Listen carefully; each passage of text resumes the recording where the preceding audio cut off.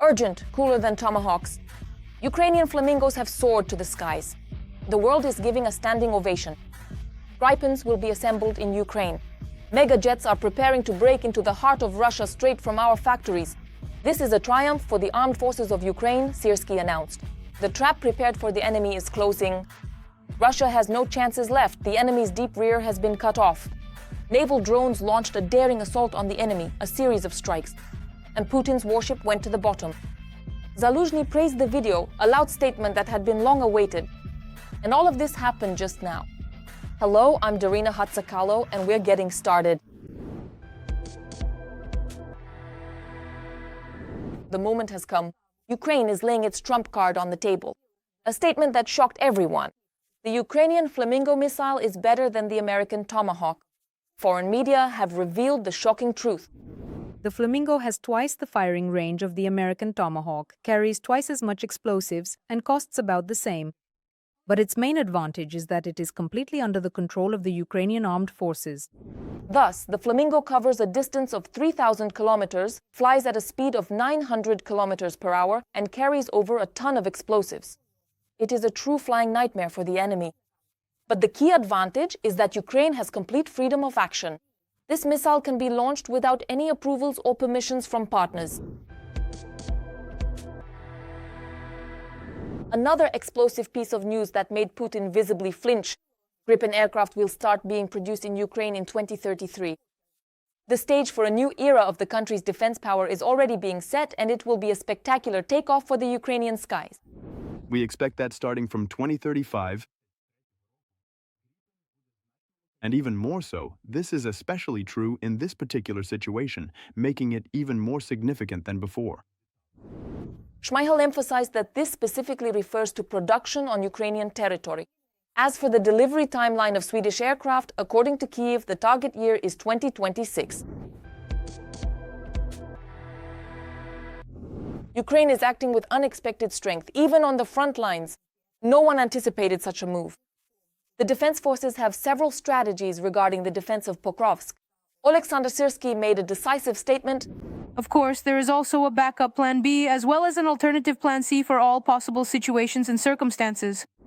According to him, the situation in this direction remains difficult but under control. The troops are fortifying their positions, conducting rotations, and staying ready under any circumstances. Meanwhile, Russia is suffering setbacks on its own territory. The deep rear, it seems, is looking more and more like the front line with each passing day. Ukrainian naval drones broke into the port of Tuapse in the Krasnodar region.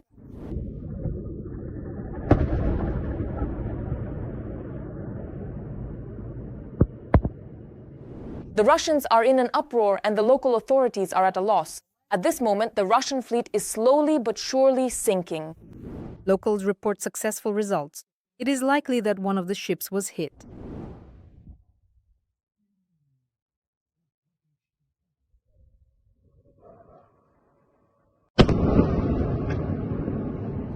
Meanwhile, in the Rostov region, there was a strike on a railway traction substation and a command post.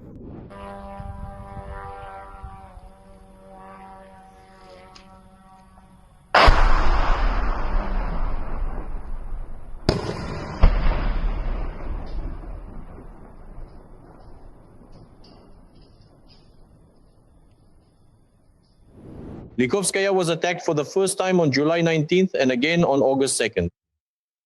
The damage to the station caused delays for up to 50 civilian trains. We're finishing the job.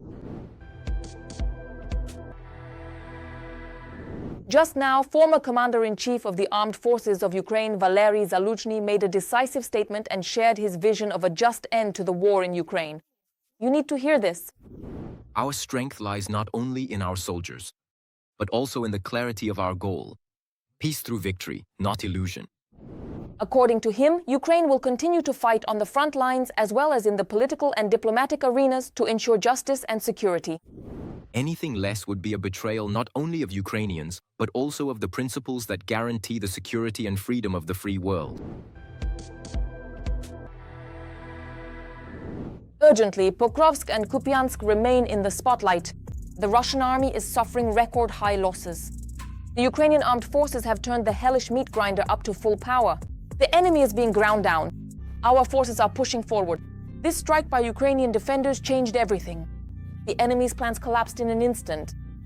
Battles the world has never seen before are ongoing. Ukraine's counteroffensive has taken an unexpected turn. You need to hear this first. The fighting for control over the cities of Kupiansk and Pokrovsk, two strategic hubs on Ukraine's eastern front, does not stop for a single day. The occupiers are constantly bringing in new forces, trying to break through the defenses. But Ukrainian troops are steadfastly holding back the assault and inflicting heavy losses on the enemy. The occupiers are using a scorched earth tactic both in the Kupiansk and Pokrovsk directions. These are massive strikes on the positions of Ukraine's defense forces at the temporary deployment points of personnel, but primarily at the residential infrastructure of these cities, as well as the use of incendiary munitions, including heavy military systems like the TOS-1A Solntsepyok. This is a thermobaric weapon which is prohibited by conventions for use in urban environments. Indiscriminate targeting, including against civilians. Pokrovsk today is This area is widely regarded as the epicenter of the fiercest and most intense fighting in the ongoing conflict. Strikes are currently being carried out on the positions of the Ukrainian defense forces, and these attacks are utilizing incendiary munitions. These particular munitions are specifically designed to ignite fires and cause extensive damage to both military equipment and defensive fortifications. The use of such weapons highlights the severity of the situation and underscores the significant challenges faced by the Ukrainian defense forces as they attempt to hold their ground in this highly contested region. Russian units are increasing pressure around the city and are trying to close the encirclement ring.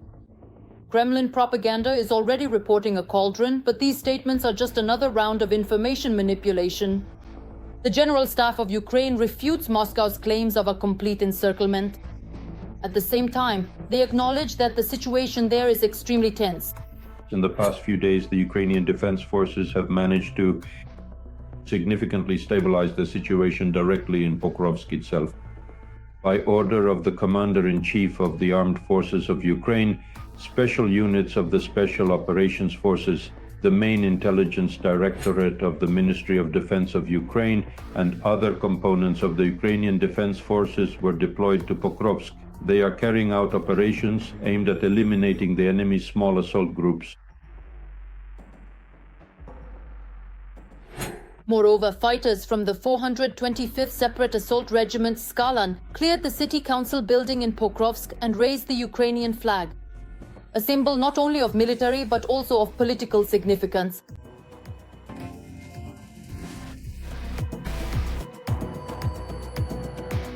Special units of the Ukrainian Defense Forces, in particular the Special Operations Forces of the main intelligence directorate of the Ministry of Defense of Ukraine, are currently involved. They are engaged at the moment in unblocking logistics for Ukrainian defenders, specifically the routes for delivering ammunition, evacuating the wounded, and rotating personnel are all crucial. This is the main and most important task currently facing these special units, as they work tirelessly to ensure the success of their missions. In the Pokrovsk direction, there are also noticeable tactical successes in adjacent sectors. On the Dobropilya salient, Ukrainian defenders have taken control of the settlement of Shakov. This complicates the enemy's plans for a broad breakthrough and increases the chances for local stabilization. This is the so-called Dobropilya encirclement. Shakov itself effectively cuts off Russian units from their rear supply bases. In addition, over the past week, Ukrainian defense forces have liberated a number of settlements in this direction. These are Kucheryov, Yarshakov, and Sukechki. This has significantly improved the tactical situation. On the other flank is Kupiansk in the Kharkiv region. Here, fighting continues for every street and every building. Flags on buildings change several times a day. The situation in the Kupiansk direction has been stabilized. Even Russian sources note the lack of progress both in the Kupiansk area and accordingly in the left bank Kupiansk direction. Ukrainian forces are carrying out a series of counterattacks. In particular, in the north of the city, the defenders managed to push back the occupiers. However, it's too early to talk about a definitive success. The situation remains dynamic and unstable. It changes literally every hour. The defense forces every day. Let's put it this way. They carry out their tasks without stopping, constantly eliminating both small groups and halting columns of equipment. Therefore, in the near future, I think the dynamics, both according to deep state and other maps, will keep changing, since in any case we are not going to leave the city or give it up to the enemy. Pokrovsk and Kupiansk are the 2 points where the further course of the war is being decided. Russia is throwing thousands of soldiers and tons of metal there. But it is unable to break Ukrainian resilience. Every meter of this land is a fight for life, for the future. And while the enemy tries to win by sheer numbers, Ukrainian fighters are destroying those numbers.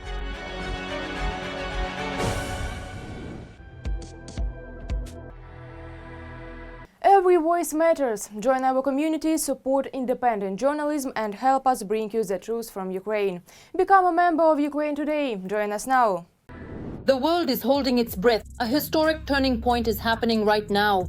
China, which just yesterday was cautiously maintaining neutrality, is abruptly changing course. Beijing is demonstratively distancing itself from the Kremlin and reaching out to Washington. Xi Jinping and Trump are on the same front.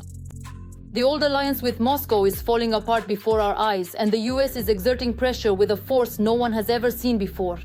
The geopolitical chessboard has been reshuffled, and the consequences of this move could become a real catastrophe for the Kremlin. What is behind this unexpected alliance, and why is Moscow in a panic? All about this in the following report. The truce, or the calm before the storm. China has announced the suspension of an additional 24% tariff on American goods.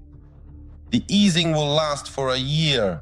At the same time, the basic tariff of 10%, which was introduced in response to a similar tariff by Trump announced in April, remains in place. The largest goods market remains. China is the largest manufacturer of goods. How does China make money? By supplying its products to the largest markets. And as we believed, that's primarily the United States. The decision to update the agreements was made after a meeting between Donald Trump and Xi Jinping, Reuters reports. Thanks to these, tariffs of up to 15% on certain types of agricultural products from the US were also lifted. From an economic perspective, it is clear that China and the United States simply cannot be on opposite sides.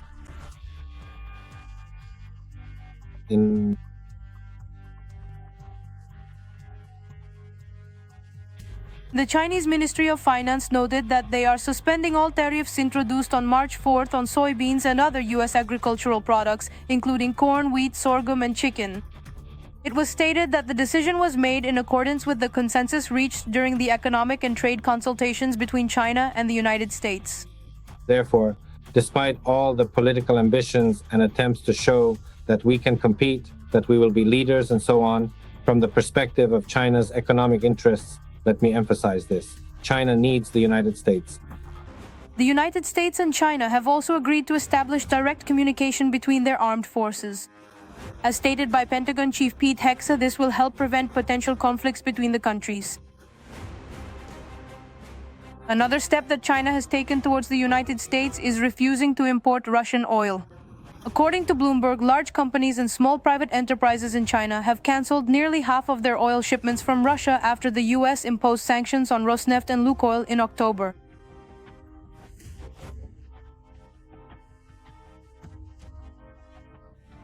You just have to understand that the US has one state, the largest one, California. And California's economy is twice the size of Russia's economy. A single US state is equivalent to 2 economies of the Russian Federation. Of course, for China, the US is much more important than Russia. Putin doesn't want to let go of one of his few remaining partners, so he sent his prime minister with greetings to Beijing. As a result of the negotiations, the parties signed about 10 documents on cooperation in the fields of energy, space, and high Technology is the use of scientific knowledge and tools to solve problems and make life easier. It includes things like computers, smartphones, and transportation systems. Technology helps us communicate, work, and learn more efficiently. And with America, interestingly, it's a loss-making market. According to the Ukrainian Foreign Intelligence Service, Russia is sinking ever deeper into economic dependence on China. Raw material projects in the Far East and Siberia are turning the region into a resource base for China, while local communities are left out of the promised benefits.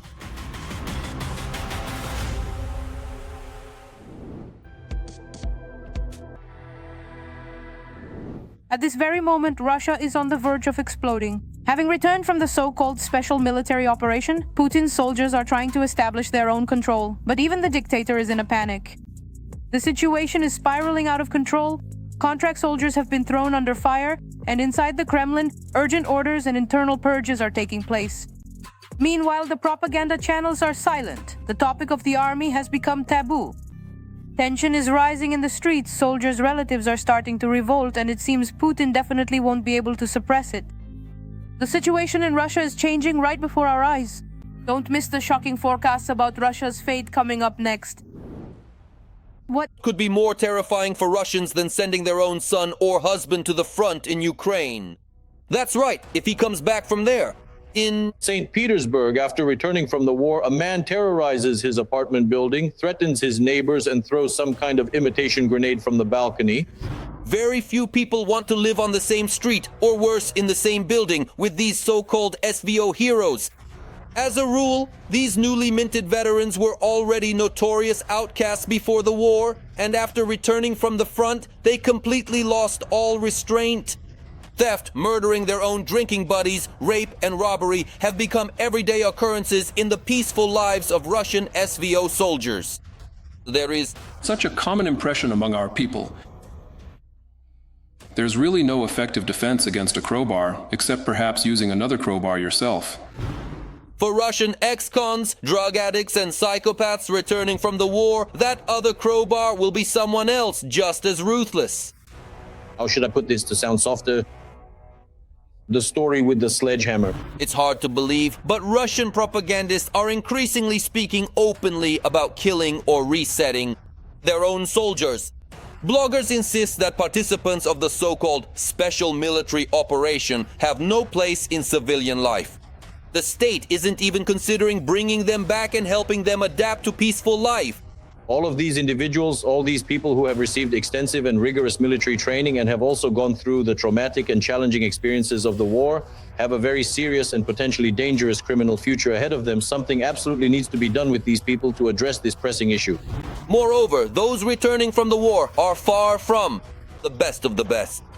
The new Putin military elite, as the man in the bunker calls it, is made up entirely of ex-convicts who were granted amnesty. I would really, truly like to look into the eyes of the person who made the decision to use prisoners in combat operations. Because this is a time bomb. And it will explode inside Russia itself. Or maybe they're just idiots. A significant portion of our current contingent already consists of people who, while serving time or under investigation, sign contracts with the Ministry of Defense. So they either avoid punishment from the court or they get out of camps, out of prisons, and get the opportunity, as they say, to atone for their guilt with blood. But in reality, they just get an opportunity to survive in freedom and possibly, if circumstances turn out favorably, to then walk away free, fully pardoned, maybe even with awards and so on. The solution that the Kremlin found is both ingenious and cruel at the same time. There are rumors that Putin simply ordered that no one alive should return from the front. Putin wants to send the convicts loyal to the authorities to Africa. As for the rest, following the old Wagner PMC tradition, they are to be disposed of. The first option is to send them somewhere in Africa. The second option is that, well, to put it mildly, they will be the story with the sledgehammer. At the same time, it is worth noting that such a proposal, which is increasingly voiced by Kremlin propagandists, seems to have received tacit approval from the Russian population as well. Because this is Russian Nazism. They get a thrill from death. That's the only thing that really excites them. A full-scale campaign against Russian contract soldiers who have returned from the special military operation has also been launched on Russian federal channels. There, around the clock, 24/7, they keep persuading people to sign a contract with the Ministry of Defense. But when it comes to the death toll at the front, the Kremlin has ordered everyone to keep silent. That's how Russian propagandists operate.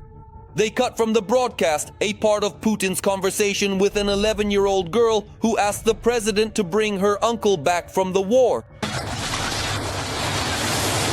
He was just taken to the front. He was wounded in the arm. He was in the hospital. He isn't being treated at all. Now they're sending him out on a mission. I would like him to be transferred to a good hospital in Russia. Russian propaganda has received the command to go ahead. The Kremlin's mouthpieces have been tasked with targeting their own soldiers. Just go and make sure you don't get beaten. It seems Putin is tired of playing war with old toy soldiers, so the bunker dweller ordered to get rid of them. Weakness is unacceptable because it creates temptation, the illusion that some issue can be resolved with us.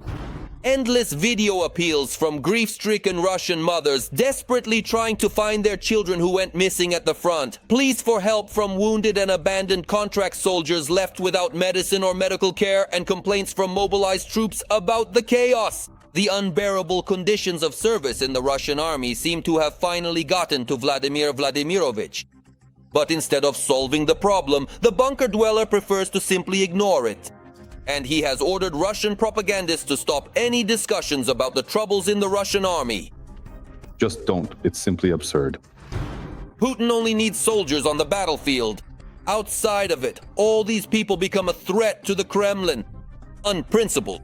And those who are skilled with weapons can cause significant problems for the regime. What do I want to say?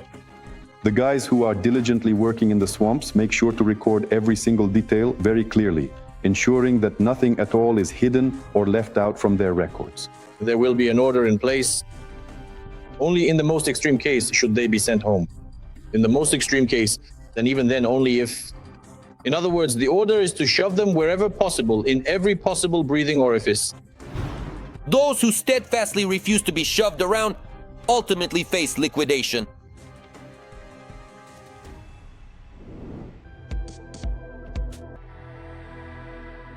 That's where we put a full stop. Now, in our broadcast, we continue to follow the most relevant events right now, so we can be the first to tell you about them.